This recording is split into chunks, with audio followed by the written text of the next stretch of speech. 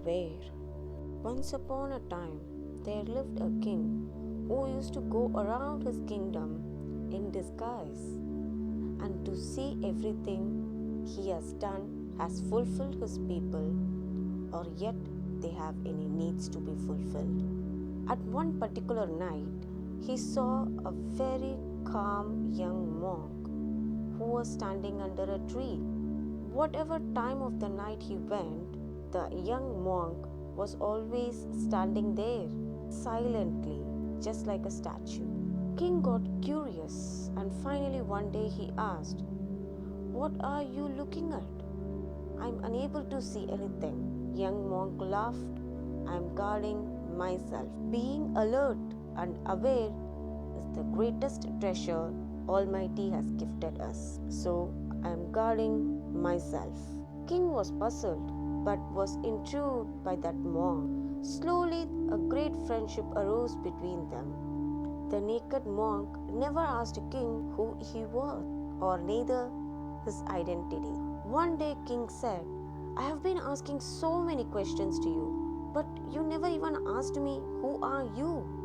The young monk politely replied, "If you know who you are, then you wouldn't be asking me so many questions. I simply accept whoever you are. I never asked these trees, I never asked these animals, the birds, I never asked any of the person around me. Why should I ask you? I am perfectly at ease with whoever you are and with everything around you. Nothing can be predicted. Everything goes on moving into more and more mysteries, and I am perfectly at ease. Whatever is happening is a joy. Each moment is so sweet and so fragrant. I can't ask for more. I don't know any other way to relate with existence." The king replied, "You know what? I have grown so much fond of you that I want you to be around me all the day. I am always afraid someday you might not be here. I want you to be closer to me. Can I invite you to my palace? I will arrange everything as you want." Without even a single moment of hesitation, Monk said, "This is a good idea. I can just go with you right now. I don't have anything to carry with me. No arrangements have to be made." King was shocked beyond anything, as he was expecting young Monk to refuse that offer because he looked like he has renounced the world. Doubt arose in King's mind that perhaps he has been befooled and this man is not a saint, and he has only been pretending and waiting for this moment.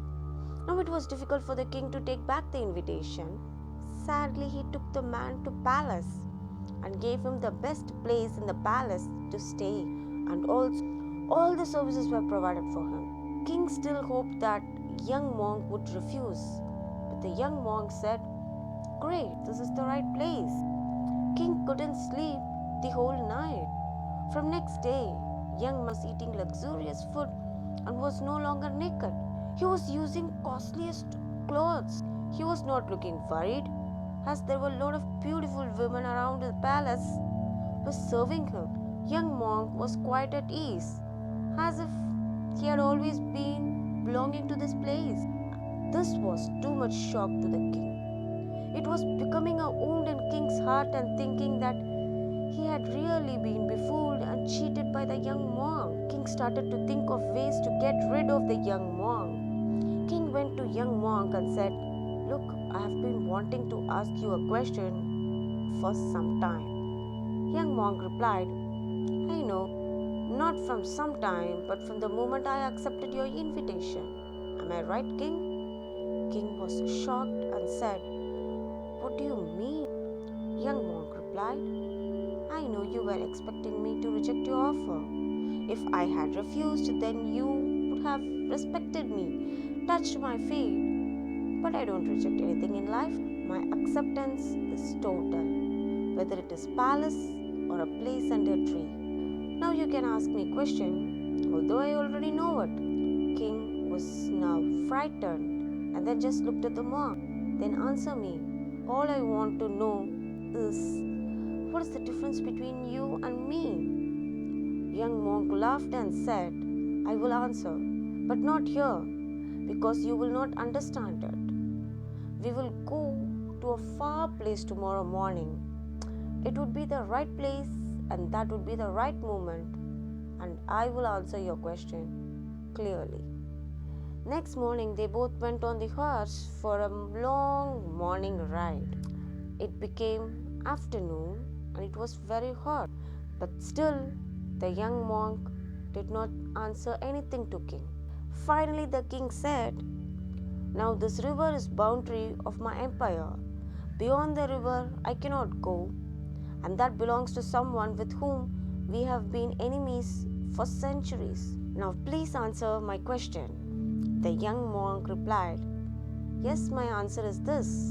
This is your rope and this is your horse." Then getting off his horse, young monk took off the rope and said, "I'm going to the other side of the river because I don't have any enemies.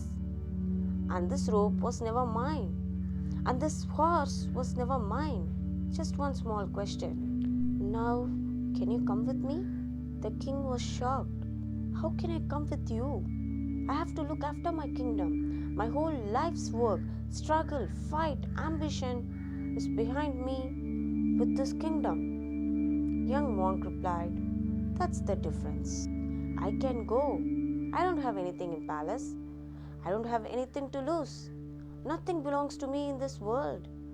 As long as it was available, I enjoyed fullness of it. Now I will enjoy the wild tree, river, and sun." Now king realized that he was mistaken. Young monk was not deceiving him and was a man of realization. King got onto his knees and said, "I beg your pardon. I touch your feet. Don't go. Otherwise, I will never be able to forgive myself." Young monk smiled and said, "To me there is no problem. I can come back, but you will still start doubting yourself. So it is better that you let me go. I will be just standing by the other side of the bank, under the beautiful tree. Whenever you want to come, you can come at least to the other shore and see me. I have no problem in coming back, but I'm not coming back because I don't want to disturb your nights and days and create any tension and worries within you." The more he became reluctant, the more the king started feeling sorry and sad and guilt about what he has done.